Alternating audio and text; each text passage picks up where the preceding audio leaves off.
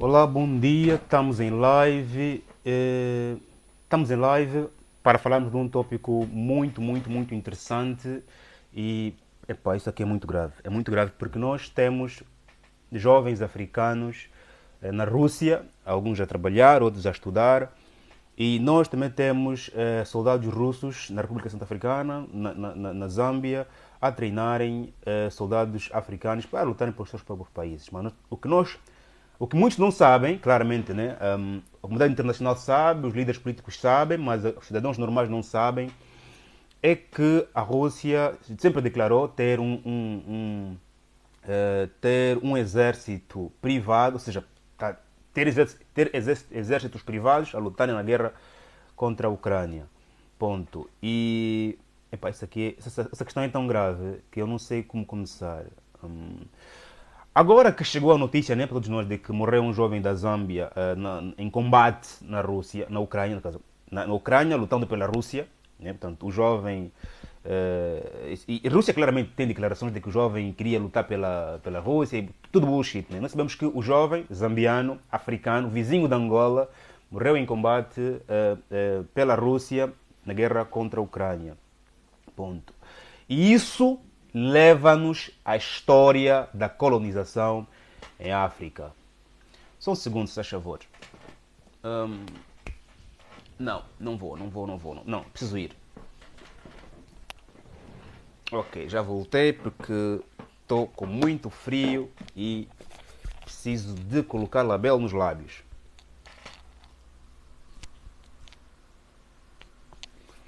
Meu irmão, faz algum like nesse vídeo, subscreva no canal, partilha esse vídeo aqui, faz um like para que mais pessoas entrem na live, partilha para a tua página pessoal do Facebook, do grupo do WhatsApp, para que entrem mais pessoas e vamos falar de por que razão a Rússia, se nós não prestamos atenção, ainda pode voltar a colonizar a África. Porque estamos a seguir o mesmo caminho da colonização em África. Ora vejamos, jovem zambiano morre na guerra na Ucrânia, lutando pela Rússia, jovem este que era estudante e o governo russo justificou o facto dizendo de que o jovem queria defender a Rússia porque por muitos anos a Rússia ajudou a África a libertar-se da colonização. E também informações de que, vindo mesmo do lado do próprio Kremlin, de que muitos presos na Rússia, presos principalmente que tenham doenças crónicas como HIV, hepatites, diabetes, tuberculose, presos que estejam doentes, são vendidos pela guerra, ou seja, eles são libertados para irem combater, ou seja, são libertos da prisão e como troca eles têm de ir combater na Ucrânia. Se conseguir voltar vivo, está vivo, ok. Se não conseguir voltar vivo, portanto, ganhou a sua liberdade. E esses presos sabem muito bem que se eles estão doentes e vão para o combate e são colocados na linha de frente, claramente são tornam-se carnes de canhão. Isso está acontecendo na Rússia e foi declarado pelo líder do exército Wagner, sei lá como é que se lê em russo.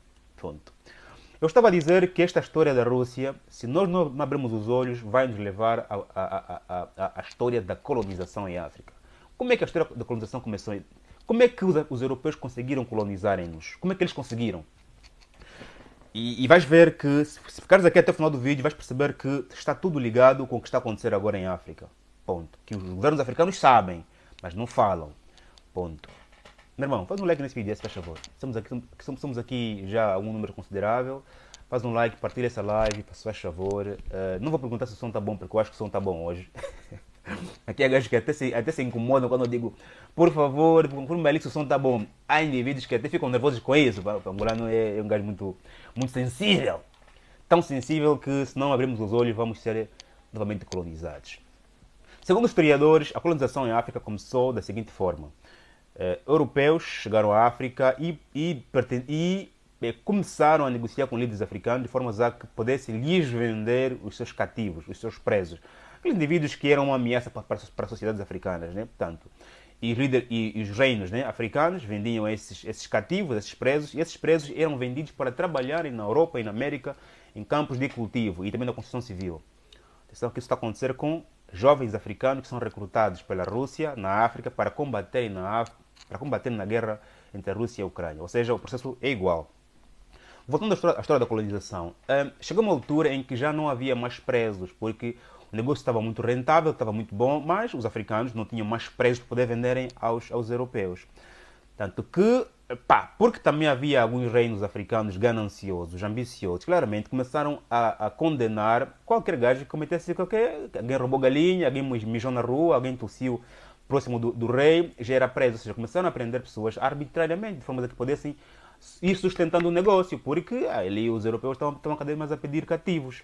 O que acontece? Vamos condenar as pessoas de forma arbitrária, qualquer crime vale, para que presos sejam vendidos para o estrangeiro, e assim esses camaradas irem trabalhar para a Europa, irem trabalhar para a América. Ponto. Chega uma altura em que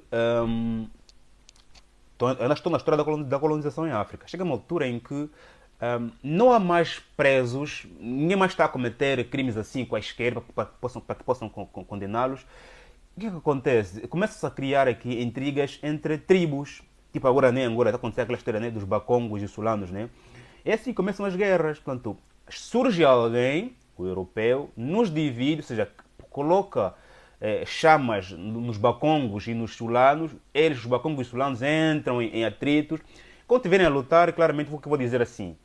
Quando começam a lutar entre as tribos africanas, o que é que acontece? Os presos dessas guerras, os cativos das guerras, tornam-se escravos, são vendidos como escravos, porque os presos de guerra, né, portanto, passam a ser presos availables, ou seja, aceitáveis para venda como escravos. Ponto. Portanto, as guerras em África entre tribos, o que está acontecendo, por exemplo, agora no Congo, né, entre aquela tribo da M23, agora já estou aqui, agora tem uma branca. Pá. O que está a acontecer aí na região dos Grandes Lagos em África, né, entre aí Ruanda, Congo, são lutas tribais, né? Portanto, são essas lutas tribais que começaram dentro, que é também uma herança da colonização. As nossas lutas tribais é uma herança da colonização, escreve isso. Portanto, como nós vemos assim angolanos do norte, do sul, bacongos e sulanos a entrarem em brigas, não podemos levar isso, não podemos levar isso na normalidade, porque é dali onde surgiram as grandes fricções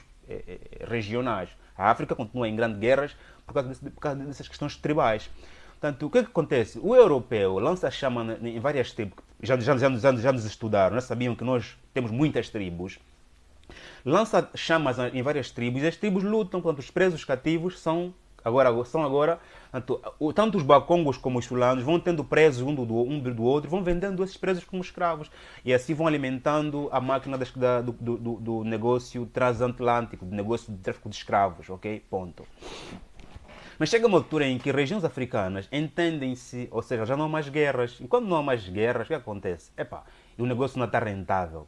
Porque quem compra escravos em África é somente um comerciante, porque ele leva para a Europa, leva para a América, para também vender a seus patrões. Ou seja, existem muitos negócios. O dono do navio é um empresário, o dono da frota é um empresário, o homem do networking entre os reinos africanos e os europeus também é um empresário. Aquele indivíduo que leva os escravos, que paga, ou seja, existem ali muitos interesses. Chega uma altura que percebe-se que já não há mais lutas tribais na África. Portanto, os africanos agora, quer dizer, são invadidos à bruta, com armas de katana, a serem extraídos à força como escravos para serem vendidos na Europa. Portanto, o processo da escravatura obedeceu várias fases. Uma fase mais acarinhada, uma fase menos acarinhada e no final uma fase violenta, que foi mesmo europeus a trilharem, matarem os reinos, matarem os exércitos, capturarem os homens, matarem as crianças, violarem as mulheres. Portanto, o processo de escravatura chegou a uma fase mais extrema, porque as outras fases mais acarinhadas foram cumpridas, mas depois chegou uma altura em que já não era mais sustentável. E depois, claramente, chegou-se na última fase em que os africanos foram mesmo tirados à força do continente e levados à força para outra margem, até que surgiram indivíduos com cérebros fortes capazes de lutarem contra todo esse processo.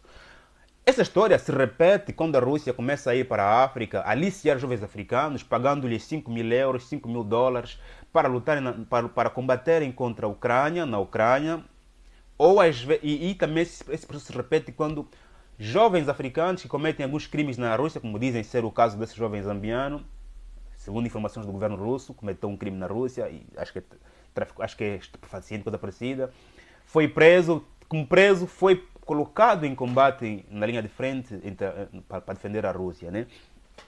E isso se repete com o constante da colonização, ou seja, quando os russos vão para a África, nós sabemos que o exército russo estão a treinar jovens na República Centro-Africana para poderem defender a República Centro-Africana, né? Mas chega uma altura, e nós também sabemos que da República Centro-Africana muitos jovens já foram aliciados para combaterem na Rússia, como pagando-lhes 5 mil euros, 10 mil euros, 2 mil dólares, mil dólares. Nós sabemos que 1.000 dólares, por exemplo, 1.000 euros, por exemplo, para a nossa moeda é muito dinheiro. Quanto aqui 1.000 euros, estamos a falar em aproximadamente 500, 600 mil kwanzas. Imagina ganhar 600 mil kwanzas mês enquanto estás lá a lutar na Rússia ou na Ucrânia, e tu fazes um estudo de comparação com o teu país. Sabes que tu em Angola, por exemplo, és Kunanga, não fazes nada. E parece alguém dizer assim, vais ganhar 600 mil kwanzas para lutares na guerra contra a Rússia e a Ucrânia, na linha de frente, e tu claramente vais medir as oportunidades, vais embora. Isso está-se a repetir agora. Os russos vão cada vez mais ir recrutando os jovens africanos. No dia em que governos africanos dizem assim, não, calma aí, camarada Putin, não estás a levar os meus filhos, aí sim, Putin, como nós o conhecemos, pode optar por outras ferramentas, como aconteceu no processo de escravatura da África. Portanto, governos africanos, wake up, acordemos, porque a situação pode vir a perder a perder controle. E como é que se controla isso? Antes, deixa-me aqui ler alguns comentários. Estamos aqui 36 indivíduos, isso é muito bom. Ultimamente um gajo faz live e não consegue ler comentários, isso aqui está muito estranho. Mas pessoal, sejam bem-vindos aqui, fazem um like, partilham a live para que entre mais pessoas, para que essa informação chegue a mais cérebros nacionais e quiçá chegue também aos nossos governantes para que prestem atenção a esta informação que agora está a ser despercebido, mas que pode ganhar outros contornos. Continuando, como é que se resolve essa questão? Como é que se segura os jovens africanos a não caírem nesse aliciamento para combaterem em outras regiões? Até não é só na Rússia, pode até combater em outras regiões. Aliás, também há imigração em massa nos nossos países. Jovens africanos saem para trabalharem nas obras na Europa, nas obras na América, porque vão construindo outras nações, deixando as nossas. Porque falta nos nossos países aquilo que eles procuram: emprego, estabilidade, segurança, acima de tudo, esperança no futuro. Precisamos dar esperança aos jovens, precisamos ocupar os jovens, ocupá-los como? Com livros, com trabalho, com entretenimento acima de tudo, ou seja, trabalho, educação e entretenimento para todos os jovens, para que não possamos perder os nossos grandes cérebros, assim morrerem em combate em outras regiões, como aconteceu agora com esse jovem zambiano, que se me resta agora lançar o meu abraço para a família enlutada, porque o jovem era estudante no estrangeiro, né? Portanto, nós temos estudantes angolanos a estudar em toda parte do mundo, em todos os continentes. E todos esses jovens estudantes correm riscos graves se esse processo continuar. Estamos juntos, chefes africanos, está na hora de acordarmos e protegermos, queremos aqui um protecionismo dos nossos recursos humanos, porque são os nossos recursos mais importantes, indispensáveis, insubstituíveis, que a África um dia já teve. E a história da colonização em África não se pode repetir da mesma forma como aconteceu com os nossos reinos. Família, estamos juntos, faz um like nesse vídeo, se inscreva no canal. Até a próxima live. Às 16 vou gravar outra live para falar das principais notícias que badalaram a imprensa nacional e internacional. Fica aqui, partilha a live, segue essa página, se inscreva no canal. Estamos juntos, até o próximo vídeo.